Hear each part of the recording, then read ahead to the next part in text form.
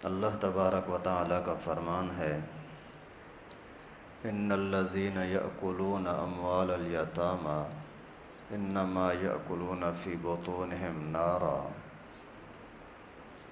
کہ جو لوگ میراث کے اعتبار سے یتیموں کا، وارثوں کا حق کھاتے ہیں، وہ اپنے پیٹ میں آگ ڈال رہے ہیں۔ وَسَيَصْلَوْنَ سَعِيرًا، اور ان کو دہکتی ہوئی آگ میں داخل ہونا پڑے گا۔ یعنی میراث کے اعتبار سے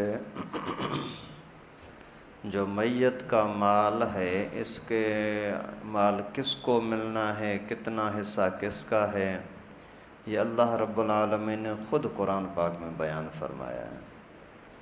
علماء نے لکھا ہے کہ مسائل کے اعتبار سے ہر مسئلے میں کچھ نہ کچھ اختلاف ہوتا ہے۔ مثال کے طور پر نماز ہے تو نماز کے اندر بھی اختلاف ہے کہ فجر کی نماز آدمی پہلے اندھیرے میں پڑھے زیادہ بہتر یا تھوڑا سا دیر کر کے روشنی میں پڑھے زیادہ بہتر، اور ظہر کی نماز اسی طرح سے وضو کے اعتبار سے یا رفع الیدین کے اعتبار سے، فاتحہ خلف الامام وغیرہ، ہر مسئلے میں کوئی نہ کوئی کچھ نہ کچھ اختلاف ہے۔ اور قرآن اس وجہ سے اختلاف ہوا ہے کہ پوری ہر مسئلے کو تفصیلی طور پر قرآن نے بیان نہیں کیا۔ مثلا نماز پڑھو فجر یعنی صبح کو، دوپہر کو، شام کو، یہ ہے، لیکن ٹائم نہیں بتایا۔ زکوٰۃ دو، کتنی دو، یہ پورا فکس نہیں بتایا، یہ پھر پیغمبر کریم نے بتایا، پھر حدیثیں مختلف آ گئیں، اس وجہ سے علماء کا اختلاف ہوا۔ لیکن یہ میراث کا مسئلہ ایسا ہے جس کو اللہ تعالیٰ نے خود تفصیل کے ساتھ بیان کیا۔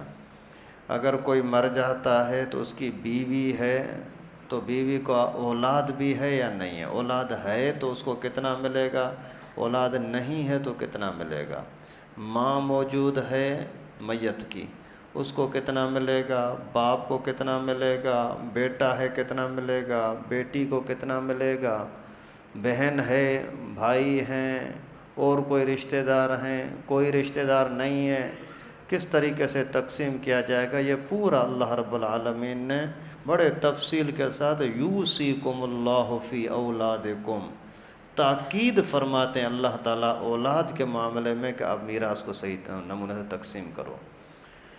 اور آج کل اللہ معاف فرمائے، ایک تو پیسے کا حرص، مالی حرص، اور دینی معلومات سے ناواقفیت، جہالت، اس کی وجہ سے اس چیز کی بالکل پرواہ نہیں کرتے۔ حالانکہ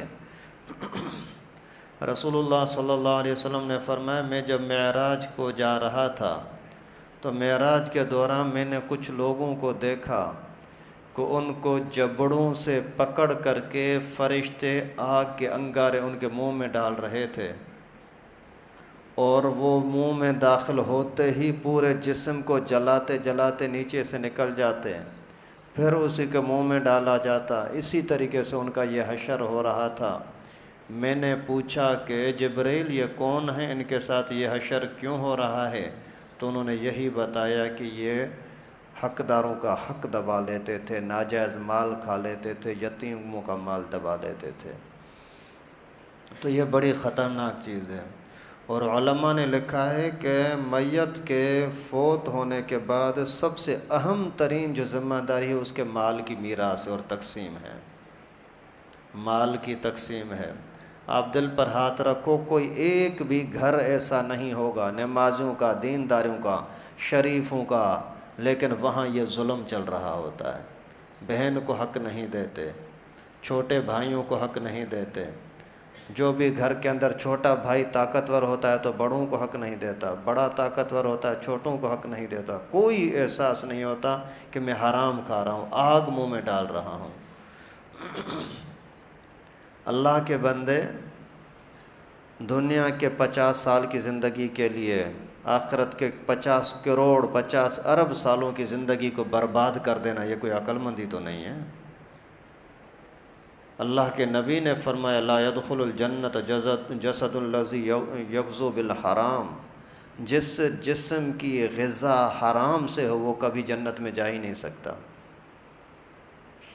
اور قیامت کے دن یقینی جہنم ٹھکانہ ہے ان لوگوں کا جو میراث کا مال ہڑپ کر لیتے ہیں۔ حضرت مفتی شفیع رحمۃ اللہ علیہ بہت بڑے مفسر قرآن، شیخ الحدیث، اللہ تعالیٰ نے بہت بڑا نوازا تھا اسی کو علمی لحاظ سے، دینی لحاظ سے۔ آج بھی دیکھیں ہزاروں طلباء ان کے ادارے میں مدرسہ دارالعلوم کراچی میں پڑھ رہے ہیں۔ تو ان کی جب وفات ہوئی تو اس وقت ایک بہت بڑے ولی اللہ حضرت ڈاکٹر عبدالحی عارفی رحمہ اللہ وہ بھی وہاں تشریف لائے۔ تو حضرت کی عارفی بزرگ کی خود طبیعت بہت ناساز تھی، تو گھر میں پڑا ہوا تھا خمیر گاؤزبان، یہ دماغ کی طاقت کے لیے بہت ایک یعنی طاقت والی چیز ہے، دماغ کو طاقت دینے کے لیے، قوت بخش دینے کے لیے خمیر گاؤزبان سارے بزرگ اکابرین کھاتے رہتے ہیں طاقت کے لیے۔ تو وہ کچھ پڑا ہوا تھا ڈبی کے اندر، وہ لے آئے، آ کر کے حضرت کے سامنے پیش کیا۔ تو حضرت نے فرمایا کہ یہ کس کا ہے؟ فرمایا یہ ابو کھاتے تھے لیکن ابھی بچا ہوا ہے۔ بولا اللہ اکبر، آپ مجھے حرام کھلا رہے ہو، آپ مجھے حرام کھلا رہے ہو۔ یہ جب تک ابو زندہ تھے تو ابو کا تھا، ابو جب آپ کے فوت ہو گئے یہ تو سب وارثوں کا ہے، کسی ایک کی مرضی تو اس کے اندر نہیں چلے گی۔ آپ اندازہ کریں، صرف آج کل بھی یہ 150-200 روپے کی وہ ڈبی، اس زمانے کے اعتبار سے تو یہ 50-60 روپے کی ہوگی، وہ بھی آدھی سے زیادہ کھائی ہوئی ہے، لیکن اس کے باوجود فرمایا کہ یہ سب وارثوں کی اجازت کے بغیر کھانا حرام ہے۔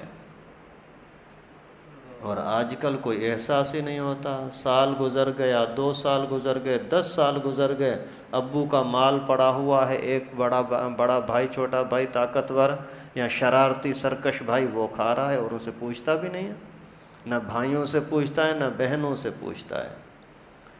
اور اگر ابو کا کوئی کاروبار تھا، دکان ہے مثال کے طور پر، کوئی مکان ہے، مکان کا کرایہ آ رہا ہے، دکان چل رہا ہے یا دکان کا کرایہ آ رہا ہے، کوئی زمین ہے اس کی کھیتی باڑی آ رہی ہے، تو جیسے ہی ابو فوت ہو گئے فوری طور پر آپ اس کو تقسیم کریں، یہ اللہ کا حکم ہے، یہ شیطانی وسوسہ ہے، یا اسی طریقے سے سمجھو کہ یہ ایک حرام کھانے کا ایک ہیلہ ہے۔ کہتے ہیں نہیں یار ابھی سے تقسیم کریں گے تو لوگ کیا کہیں گے، یہ نظریں ڈالے ہوئے تھے ابو مرے تو ہم مال تقسیم کریں، یہ شیطانی وسوسہ ہے۔ جب اللہ تعالیٰ کا حکم ہے تو بس نا، اگر کوئی بندہ نماز کے لیے آ رہا ہے پھر اس کے دل میں شیطان ڈالے ارے یار تو سب کے سامنے جا رہا ہے، لوگ کیا بولیں گے کہ یہ لوگوں کو دکھانے کے لیے جا رہا ہے، پھر نماز کو چھوڑو گے؟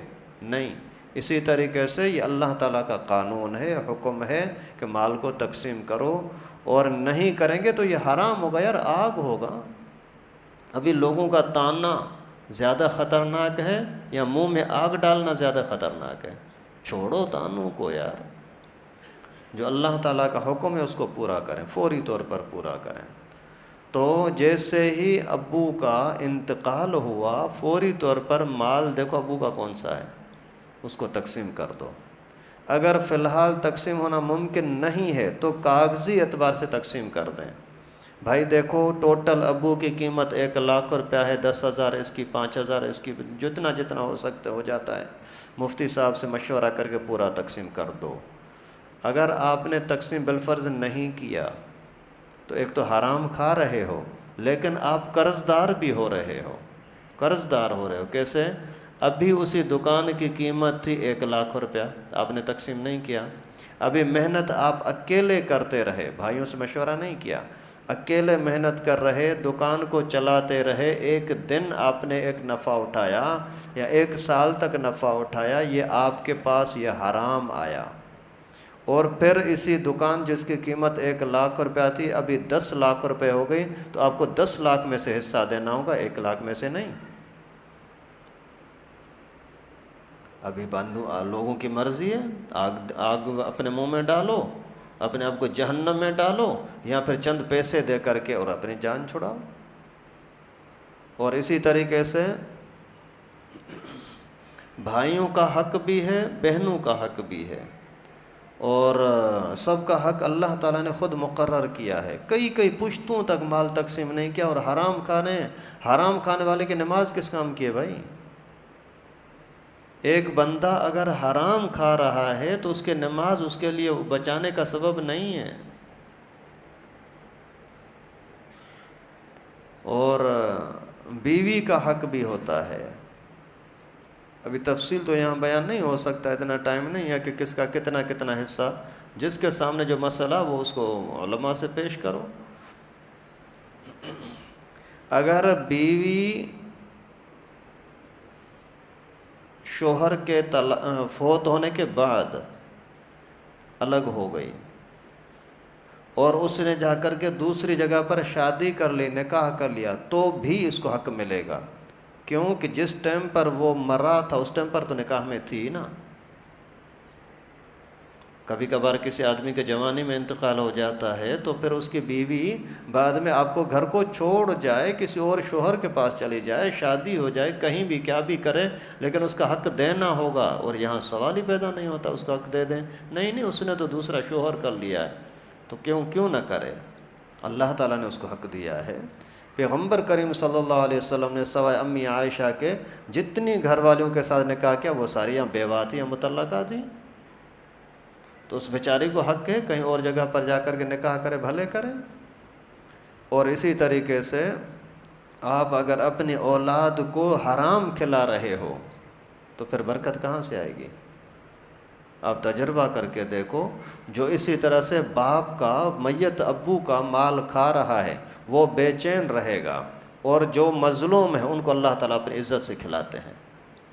ان کے لیے پریشانی نہیں ہوتی. ٹینشن اسی کے لیے تو ہے جو حرام کھا رہا ہوتا ہے. یہ تو دنیا کی سزا ہیں. انما یاکلون فی بطونہم نارا. دنیا کے اعتبار سے جیسے آگ جلاتی ہے نا، اس طرح سے سینہ جلتا رہتا ہے، جلن ہوتی رہتی ہے ہر وقت. سکون نہیں آ رہا، یہ نہیں. اور آخرت کا عذاب، قبر کا عذاب وہ الگ سے ہوگا. اللہ تعالیٰ حفاظت فرمائے. اسی طریقے سے یعنی کچھ لوگ اپنی زندگی کے اندر میراث تقسیم کر دیتے ہیں کہ بعد میں میرے بیٹے آپس میں لڑیں نہ. تو اس کا مسئلہ یہ ہے کہ زندگی میں میراث نہیں ہوتا، یہ ہدیہ تحفہ ہوتا ہے. کیونکہ زندگی میں یہ ملکیت ابو کی ہے، اولاد کی نہیں ہے. جب ابو کی ملکیت ہے تو اس کی مرضی ہے، جس کو جتنا دے، تھوڑا دے، زیادہ دے، اس کی مرضی ہے. اور یہ شریعت کے یعنی اسی میراث کے قانون پر چلنا ضروری نہیں ہے. کیونکہ میراث تب ہے جب مر جائے تو تقسیم کرے نا. قرآن کا قانون تو پھر چلے گا نا. جب اپنی زندگی میں دے رہا ہے تو اس کی مرضی ہے. ایک غریب بیٹا ہے اس کو زیادہ دے دیا، ایک مالدار ہے ماشاءاللہ نوکری وغیرہ میں لگا ہوا ہے اس کو کم دے دیا، ٹھیک ہے، اس کی اجازت ہے. اور اسی طریقے سے پھر کوئی بندہ مرنے کے ٹائم پر بول دے کہ یہ میرا بیٹا نافرمان ہے، اس کو میں عاق بناتا ہوں، اس کو میرے میراث میں سے، مال میں سے کچھ نہ دینا، اس کے کہنے کی کوئی حیثیت نہیں، اس کو دینا پڑے گا. کوئی عاق کرنے سے عاق ہوتا نہیں ہے. باقی خدمت نہیں کی، نافرمانے کی، وہ عذاب الگ سے ہوگا، اس کے حساب کتاب دینا پڑے گا. لیکن مالی لحاظ سے اس کو چھینا نہیں جا سکتا کہ اس کا مال نہیں ملے گا کیونکہ ابو نے بولا تھا اس کو نہ دینا. اسی طریقے سے بہت سارے جگہوں پر یہ بیماری، اکثر یہ پریشانی ہر جگہ پر ہوتی ہے کہ ابو نے بولا تھا کہ یہ مکان جو ہے نا یہ میرے اس بیٹے کا ہے، باقی سارا مال تقسیم کر دینا. یہ زبانی کہنے سے کچھ نہیں ہوتا، بھلے بول دے یہ مکان فلاں کا ہے، یہ دکان فلاں کی ہے، یہ سونا اس کا ہے، یہ بولنے سے کچھ نہیں ہوتا. اگر زبان سے بولا بھی اور اسی کو باقاعدہ قبضہ دے دیا، بھائی یہ مکان تیرا ہے، تو جا کر اس میں رہ، قبضہ بھی دے دیا اور بول بھی دیا، تو پھر تو وہ اس کا بن گیا، ابھی یہ میراث میں تقسیم نہیں ہوگا. لیکن اگر صرف زبانی بولا ہے اور دیا نہیں ہے تو یہ میراث میں تقسیم ہوگا. یہ باپ ہی کی ملکیت کہلائے گی، اس بندے کی ملکیت نہیں کہلائے گی. اسی طریقے سے جو بندہ فوت ہو جاتا ہے، اگر گورنمنٹ ملازم ہوتا ہے تو اسی کو ریٹائرمنٹ کا پیسہ ملتا ہے. اگر فوت ہونے کے بعد وہ پیسہ آیا ہے تو یہ بھی میراث کے طور پر سب میں تقسیم ہوگا. اور وفات کے بعد جو پینشن، وفات کے بعد یا ریٹائرمنٹ کے بعد جو پینشن ملتی ہے وہ اس کا اپنا حق ہے زندگی میں. وہ فوت ہو گیا تو وہ پھر اس کی بیوی کو دیتے ہیں. یہ سب وارثوں کا حق نہیں ہے، صرف اس کی بیوی کا حق ہے. میت کی بیوی یعنی بچوں کی ماں، اسی کا حق ہے، اس کے اندر اور کسی کا کوئی تعلق نہیں ہے. اکثر لوگ اسی پینشن کو بھی تقسیم کرنے کے چکر میں ہوتے ہیں کہ اماں اتنے پیسے کیوں لے رہی ہے، یہ تو ہم سب بچوں کو ملنے ہیں، بچوں کا ان کے ساتھ کوئی واسطہ نہیں ہے. وہ باقاعدہ گورنمنٹ کی طرف سے آتے ہی بیوی کے نام پر ہیں اور بیوی کے بغیر کوئی لے ہی نہیں سکتا. تو یہ بھی بہت حلال حرام کے مسائل ہیں. اور مسلمان کی شان یہ ہوتی ہے کہ جب کوئی قرآن کا فیصلہ، قرآن کا حکم مسئلہ سامنے آ جائے پھر اس میں چوں چرا کرنی نہیں ہوتی. نہیں یہ ہوگا اور یہ ہوگا، نہیں بھائی، اللہ کا حکم ہے، بس مان لو، اسی میں خیر ہے. اگر کوئی بندہ قرآن کا حکم سامنے آنے کے بعد بھی اگر ٹال مٹول کرتا ہے نا تو پھر اس کی خیر نہیں ہے. ایک مرتبہ کسی بندے کو پیغمبر کریم نے دیکھا کہ الٹے ہاتھ سے پانی پی رہا ہے. پیغمبر کریم نے فرمایا سیدھے ہاتھ سے پی. اس نے بولا یہ کام نہیں کرتا، ایسے جان چھڑانے کے لیے بولا یہ کام نہیں کرتا. اللہ کے نبی نے فرمایا ایسا ہی ہوگا. اس کا ہاتھ اسی ٹائم سے ناکارہ ہو گیا، شل ہو گیا. دین کے مسائل کو ہلکا نہ سمجھو بھائی، خصوصاً حلال حرام کا. چلو ٹھیک ہے، اولا ہے غیر اولا ہے، کریں تو بہتر، نہ کریں تو خیر، وہ اور چیز ہوتی ہے. جو حلال حرام کا مسئلہ ہو، واضح قرآن کا حکم ہو، اسی کو جو بندہ ہلکا سمجھے گا اس کی خیر نہیں ہے. اللہ تعالیٰ سے دعا ہے کہ اللہ پاک ہم سب کو حرام سے بچائے، حلال کی توفیق نصیب فرمائے.